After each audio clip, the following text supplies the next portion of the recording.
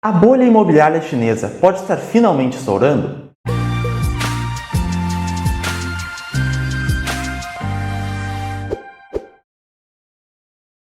Opa pessoal, meu nome é Felipe Jacques, eu sou assessor de investimentos credenciado pela Ancor e possuo especialização em investimentos Ambima.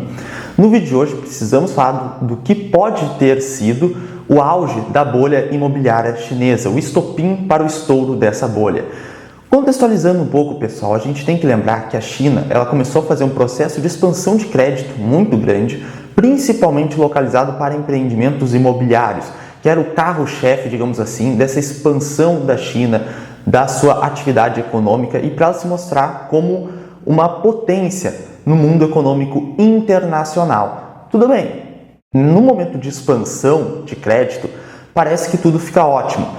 Então, a cadeia de produção dessas empresas vai aumentando, vai se alargando, vai se aprofundando. Claro, vai gerar empregos, vai gerar vários benefícios, aumento do PIB, Produto Interno Bruto, atividade econômica acelerando. Mas a gente sabe que essa expansão de crédito, ela não veio de uma demanda genuína das pessoas, dos consumidores que estão comprando bens e serviços no mercado e sinalizando para esse mercado, olha, vocês vão precisar produzir, vocês vão precisar expandir os seus negócios no ramo imobiliário porque as pessoas estão demandando essas residências ou essas lajes corporativas, galpões logísticos, enfim, empreendimentos imobiliários no geral. Mas não foi isso que aconteceu. Não foi necessariamente os chineses que estavam comprando mais imóveis na mesma proporção em que estava subindo a oferta desses imóveis. Por que a oferta desses imóveis estava subindo muito mais do que a demanda? Porque eles surgiram, esses empreendimentos, por subsídio de crédito para o setor imobiliário, que a China fez. Isso gerou o que a gente chama de uma bolha.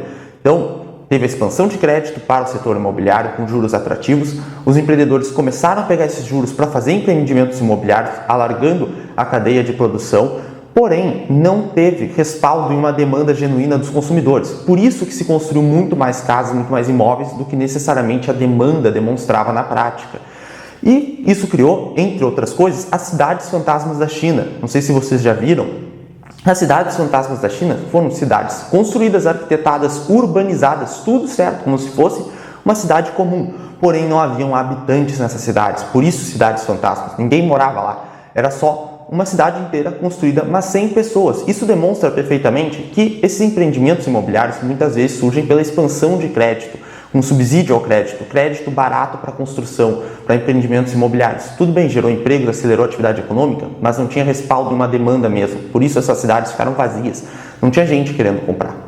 E o estouro da bolha, digamos assim, parece ter sido sinalizado com a empresa Evergrande. A gente coloca aí o gráfico da empresa que caiu mais de 90% em relação ao seu topo histórico e está vindo em quedas fortes, porque a empresa está altamente endividada. E ela soltou em um dos seus documentos de que talvez ela dê default, ou seja, ela não pague os títulos de dívida dela. Com isso, os títulos despencaram, os papéis, as ações da empresa caíram muito, como a gente viu no gráfico. Isso puxou, a gente coloca na tela também um ETF com as principais empresas da China também caindo, isso refletiu no mercado como um todo, é claro.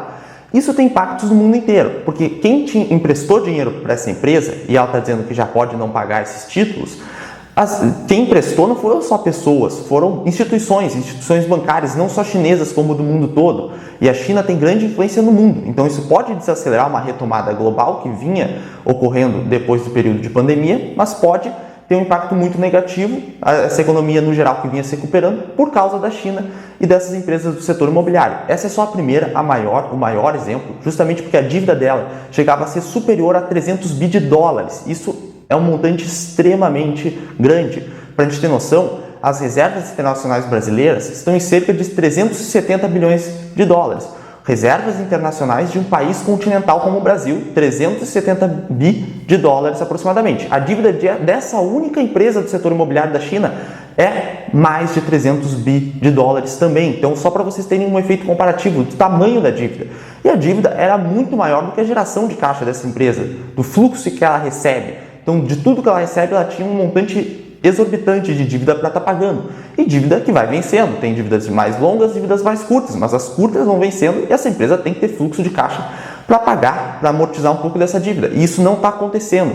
Então, teve até protestos, a gente coloca imagens também dos protestos que tiveram nessa empresa. Então isso tem impacto econômico, não só na China como no mundo inteiro, e no Brasil, que é um grande parceiro comercial da China, então a gente pode ser muito impactado com essa crise, que não está ocorrendo só no setor imobiliário, mas que agora parece ter sido um certo estopim.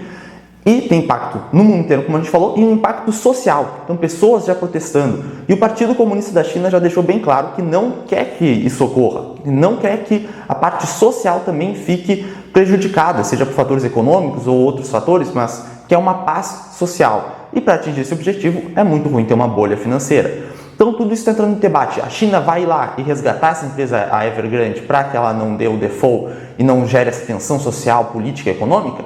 Não sabemos por enquanto, mas o que a gente tem que ter em mente é esses impactos. E nos seus investimentos, se você quer diversificar seus investimentos e botar um pouco na China ou em um ETF aqui no Brasil que replique o índice da China, pense também na relação risco-retorno. Você pode estar imaginando um retorno alto para esse seu investimento, mas lembre sempre do risco.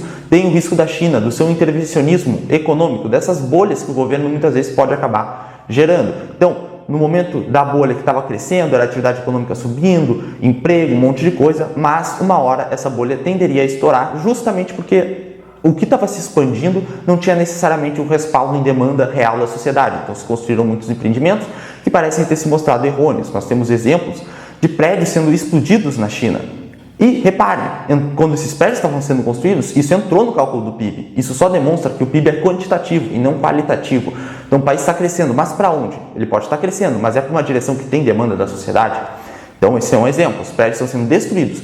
Então os agentes econômicos acharam que valia mais a pena, nesses recursos escassos, ao invés de terminar os projetos, destruir eles, valeria mais a pena financeiramente. Isso é uma destruição de capital na sociedade, de recursos escassos da economia. Mas, perante a bolha que estamos vendo, valia mais a pena explodir esses prédios do que propriamente terminar esses projetos que se demonstraram errôneos.